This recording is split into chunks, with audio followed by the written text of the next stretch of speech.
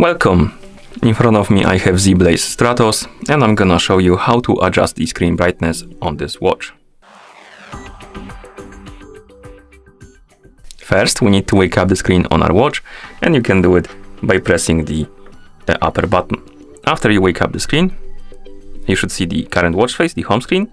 Now you can swipe down from the top of the screen to open the quick panel. And on this panel you should see a bunch of icons, and one of them should look like this, like the sun icon. This is the brightness icon. Tap on it. Let's wake up the screen, tap on the icon, and once you tap on the icon it will bring you to the brightness menu, and here we can adjust the screen brightness by tapping on the plus and minus buttons. You can also enable or disable the auto option, which will adjust the brightness automatically according to your surroundings light. Okay, and once you're done adjusting the brightness, you can press the lower button to go back to watch face.